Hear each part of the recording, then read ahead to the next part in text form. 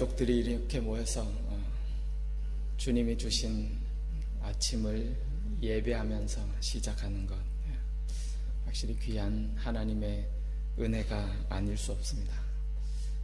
여러분, 믿음은 정말 생각할수록 하나님의 은혜입니다. 왜냐하면 믿는다는 것 결코 쉬운 일이 아닙니다. 어떤 사람은 정말 믿어보려고 그렇게 부단히 애쓰고 노력하고 몸부림치지만 하나님이 믿어지지가 않아서 결국은 믿지 못하는 그런 사람들 우리가 많이 볼 수 있습니다.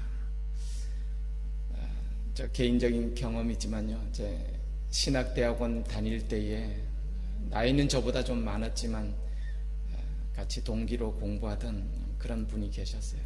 아주 최고의 대학을 나오시고 또 똑똑하시고 공부도 잘하셨어요. 근데 대학 신대원을 마치면서 우리 같은 친구들이니까 고백하는 거예요. 야, 나 정말 믿어보려고 했는데 정말 못 믿겠다. 뭘 못 믿겠냐. 대표적으로 그런 거예요. 예수님이 동정녀 마리아에서 나셨다는 건 그건 도저히 본인으로서는 믿을 수가 없다는 거예요. 야, 그것도 못 믿으면 어떻게 되냐. 그분 나름대로 왜 고민이 없었겠어요? 왜 갈등이 없었겠어요? 기도도 하고. 근데 결국 신대원 마치고 프랑스로 유학을 갔어요. 일반 종교학을 더 그냥 공부하는 걸로 이렇게 해서. 참 믿는다는 것이 이렇게 쉬운 일만은 아닙니다. 여러분 주위에서는 그런 분 못 보셨나요? 수십 년을 소위 말해서 교회를 왔다 갔다 하고 교회 생활을 하였지만 1대1로 직면해서 그분과 깊은 대화를 나눠보면 자신은 예수님을 구주로 믿는 게 아니에요. 그냥 좋은 말씀이니까 내가 뭐 굳이 천국 가자고 믿는 줄 알아요? 천국 지옥 생각지도 않아요. 내가 좀 더 의미 있고 다른 사람들을 유익하게 하기 위해서, 보람 있게 살기 위해서 그냥 이렇게 믿어준다는 거예요. 어떻게 수십 년을 신앙생활 했는데 믿지 못할까? 종교는 뭐 다 같은 거지. 그러면서 마음은 넓은 것 같은데 다른 사람을 이해하고 포용하는 것 같은데 사실은 하나님을 제대로 믿지 못하는 그런 사람들도 우리가 보게 됩니다. 여러분, 우리가 어떤 의미에서는 다 믿는 분들이 이렇게 모여서 늘 믿는 분들과 함께 신앙생활을 하고 공동체 생활을 하니까 그렇지, 사실 또 따지고 보면 세상에는 믿는 사람보다 믿지 않는 사람들이 훨씬 많아요. 믿지 않는 사람들의 입장에서 볼 때는 믿는 사람들이 이상한 거지, 비정상이죠. 여러분, 믿지 않는 사람들이 하나님을 믿지 않는 이유가 뭡니까? 단적으로 말하면 하나님이 보이지 않기 때문이에요. 여러분, 이렇게 오해하지 마세요. 그분들이 유치해서 눈에 보이는 물건 같지 않아서, 내 육신에 눈에 보이지 않아서 하나님이 보이지 않는다는 그런 의미만은 아니에요. 하나님이 보이지 않는다. 하나님이 살아 계시다면 어떻게 이런 일이 일어날 수 있느냐? 하나님이 살아 계시다면 하나님이 살아서 역사하시는 그런 증거들이 나타나야 됨에도 불구하고 나타나지 않는다는 거예요. 그 하나님이 보이지 않는다는 거예요. 그래서 믿지 않는 거예요. 그런데 여러분, 사실 가만히 보십시오. 하나님이 보이지 않는다는 것은 하나님을 처음부터 믿지 않는 그런 사람들에게만 해당하는 그런 문제와 갈등은 아니에요. 하나님을 믿는 믿음의 사람들에게도, 성경에 나오는 믿음의 그 귀한 선배들에게도 똑같이 때로는 하나님이 보이시지 않았어요. 그래서 그분들 역시 몸부림치며 갈등하며, 하나님 정말 계십니까? 하나님이 살아 계십니까? 하나님이 있으십니까? 질문하고 갈등하고 고민했던 그런 흔적들이 성경에는 너무나도 많아요. 하나님이 내 마음에 합한 자라고 인정했던 다윗도 그랬어요. 다윗조차도 때에 따라서는 하나님이 없는 것 같아서, 하나님이 보이지 않아서 얼마나 애타게 몸부림치고, 얼마나 애타게 찾고 갈등하고 고민했는지 모릅니다. 하나님이 보이시지 않는다는 사실은 오늘 믿음의 삶을 사는 저와 여러분에게도 여전히 남아있는 그런 문제이기도 하고 숙제이기도 합니다. 여러분, 우리는 확실히 믿어요. 맞아요. 예수 그리스도를 영접하고 하나님의 자녀가 되면 하나님이 책임져 주십니다. 하나님이 독생자 아들을 아낌없이 주신 이가 너희에게 좋은 것을 주시지 않겠느냐? 하나님의 약속을 우리는 믿고 인정합니다. 하나님을 믿는 그 백성들에게 하나님은 아비가 자녀에게 좋은 것을 주는 것처럼 그렇게 좋은 것을 주시고 잘되게 하시고 형통한 길로 인도하시고 건강과 부여와 행복과 기쁨을 주시는 줄 우리는 믿어요. 그래서 믿지 않는 사람들과 달리 하나님이 특별한 보호해 주신다는 사실을 믿습니다.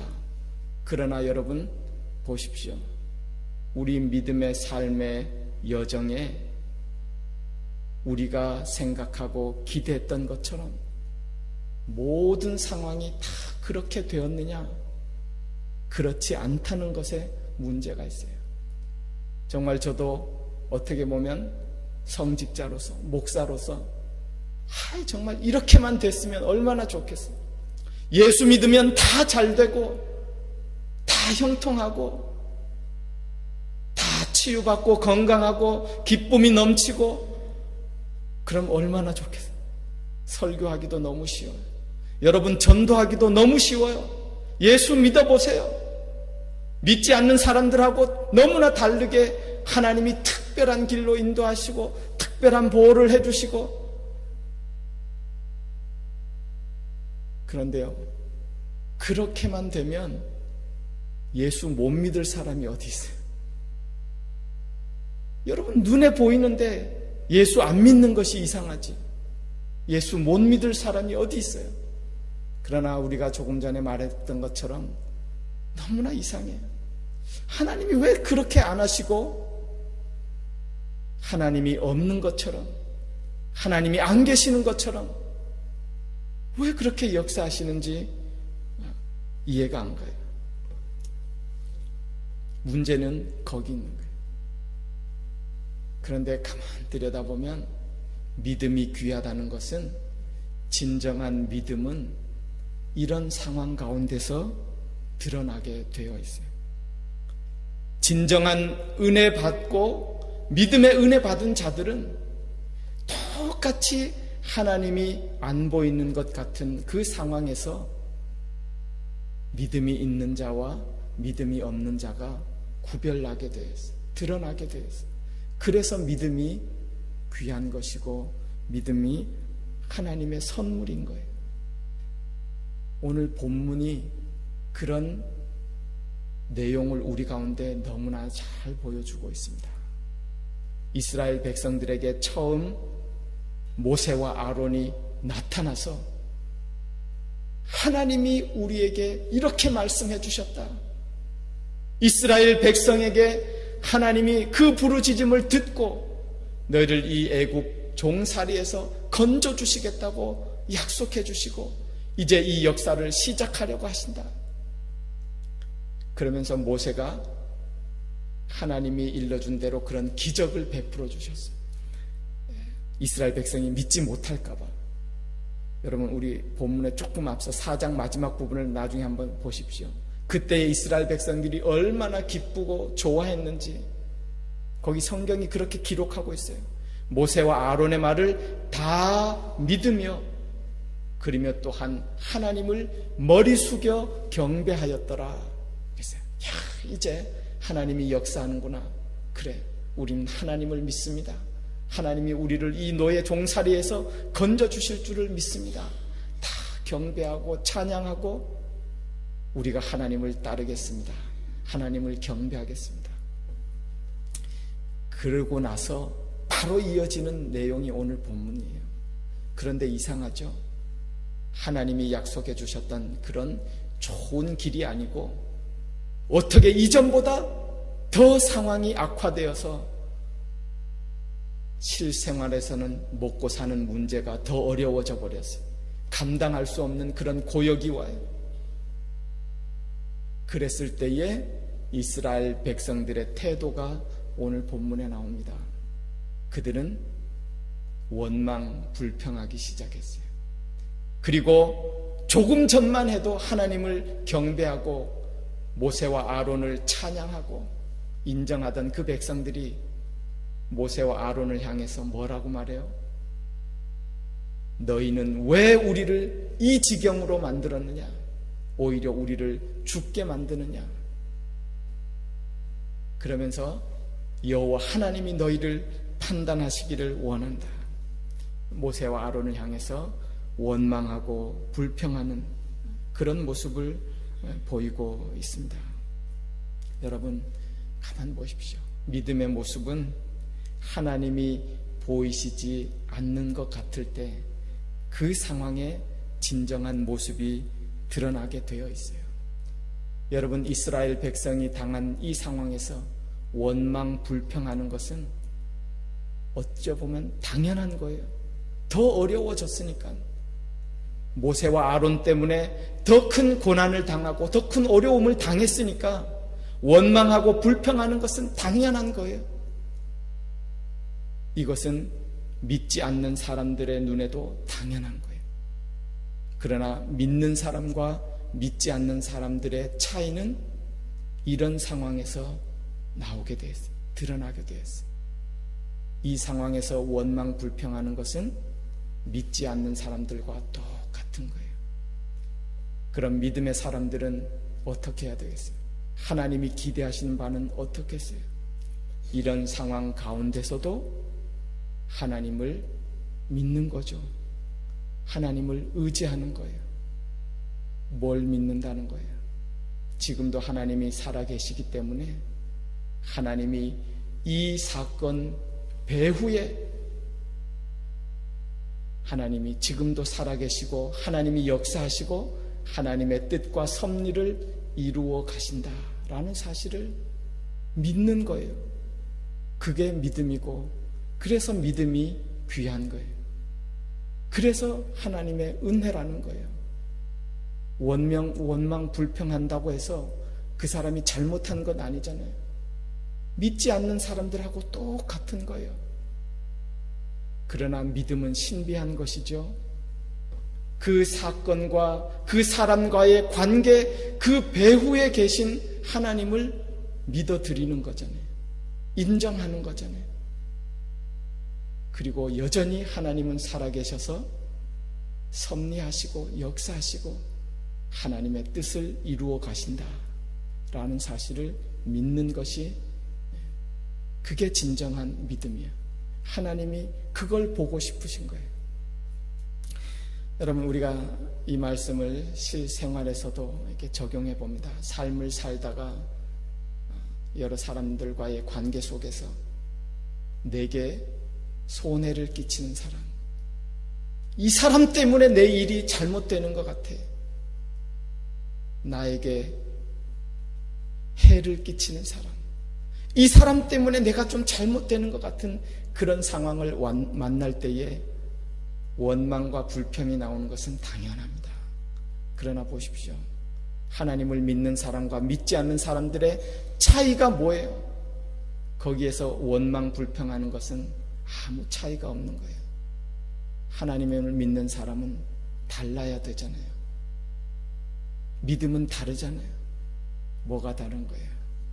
그 관계 속에서도 그분 배후에 계신, 나와 그 사람의 관계 그 배후에 넘어서 계신 하나님을 인정해드리고 하나님을 믿어드리고,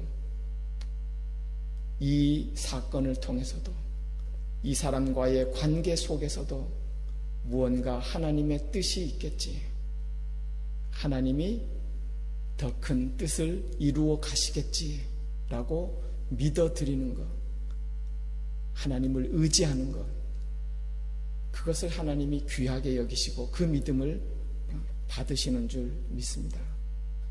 여러분, 뭐 더 쉽게 생각하면 부부 관계에서도 그렇잖아요. 뭐 배우자를 잘못 만났어요.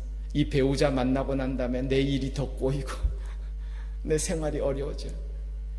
내가 어쩌다가 이런 사람을 다 만났냐 하는 적이 모르겠어요. 저만 있나요? 한 번쯤은 다 있잖아요. 거기에서 믿음의 사람이 취하는 태도가 뭐죠? 거기에서 원망, 불평하는 것은 믿지 않는 사람들과 똑같아요.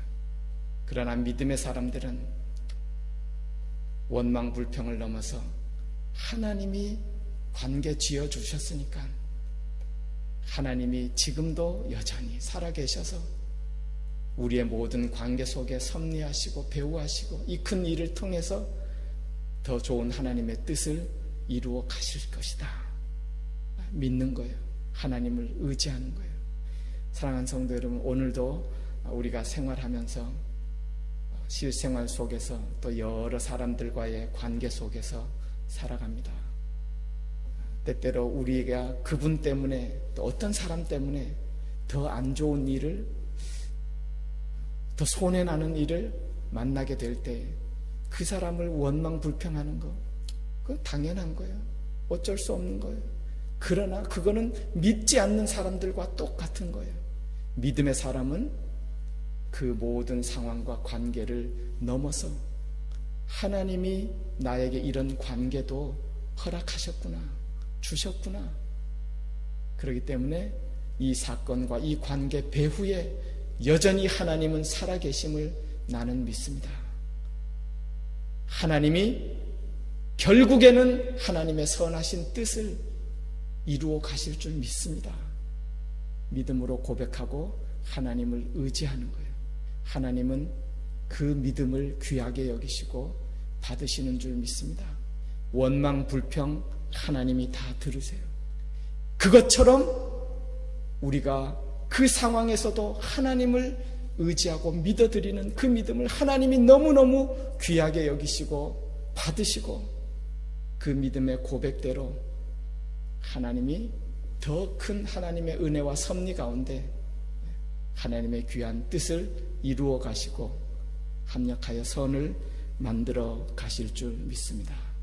이런 귀한 은혜를 체험하며 살아가는 이 귀한 믿음을 하나님 앞에 보여드림으로 인해서 하나님이 기뻐하시고 인정하시는 그런 복된 삶을 살아가는 우리 모든 믿음의 가족들 다 되실 수 있기를 주님의 이름으로 축원합니다. 기도하겠습니다.